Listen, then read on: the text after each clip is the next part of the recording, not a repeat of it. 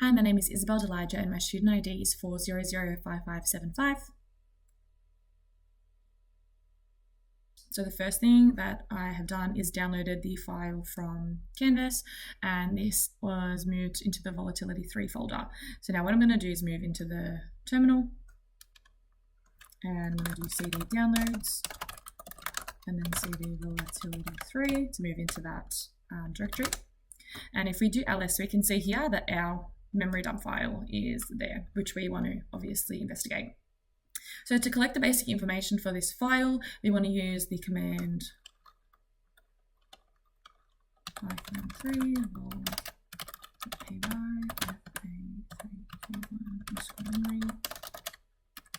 vol.py and then we're going to use windows.info to gain the basic info. As we can see here, it belongs to a Windows system that is 64 bits and the NT version is 6.1. We can see that it was captured on October 12th, 2015 at 6:40 p.m. and 43 seconds, and it also has got a kernel base of 0xF8000 to A07000. So for part B, we want to obtain a list of the malicious processes within the file. So the command that I'm going to use is -3 vol.py A3 Q1 memory.img windows.pslist, and I'm going to save it to pslist.txt. So basically how this command works is it uses volatility to scan through this A3Q1 memory.image file, and it basically will give us a list of all of the active processes within the file, and we're going to save it to a text file. And obviously this PS list will give us a list of the processes at the time that the dump was made. So cat pslist.txt. Perfect, so now we can see a bunch of the different processes that we've got. We have got the system process with a PID of 4. We have got some Windows logon process with PID of 432. We've also got some SVC host with a PID of 604. And now we're also going to want to use the same command, except we're going to change it. Instead of looking at the processes at the time of the dump, we're going to include some of the hidden or terminated processes as well. So I'm going to save this. We're going to use the PS scan to do that, and I save it to psscan.txt.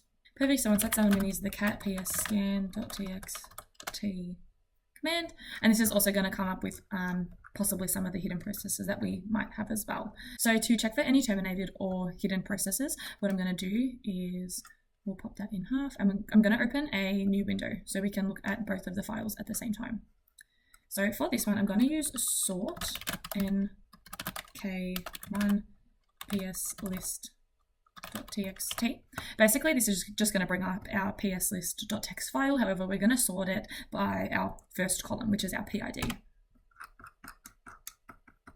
And if we scroll up, as we can see, it's sorted by our PID. So we've got 4, 252, 336, 388, and we're going to do the same thing on this side as well. So I'm going to go sort nk1 psscan.txt. And same thing, it's basically going to just order all of the processes that we have based on the PID. Now, upon checking both of these files and manually looking through, they all contain the exact same processes. As we can see here, we have got 664, and then it should be 708, and same thing, 664, and then we've got 708. So as the PS list and PS scan both contain the same processes, and there were no hidden ones in our PS scan, there have been no hidden processes or any that were terminated. Now to look for any suspicious processes, I'm going to use PS list because we know that the PS list and PS scan are the same. And if we scroll through and have a look, and obviously based on research, we have got our system process, which is normal. We have got a lot of SVC hosts with a parent with PID 488, and if we go here, this is the services.exe, which is completely normal. Services and lsass.exe, these are some processes, and this also indicates that it's legitimate as it's only got one process running. So from actually researching and investigating, none of the processes are actually suspicious. However, we do have one that does pose some possible issues, which is this netstumbler.exe. So it has a PID of 2888. So upon researching and investigating this netstumbler process, it was found that netstumbler is used to identify any unsecure or weakly secured networks. This is possibly suspicious as it could allow an attacker to gain access to these weak networks and inject anything malicious into the system. While it's not directly malicious itself, it could provide clues for an attacker.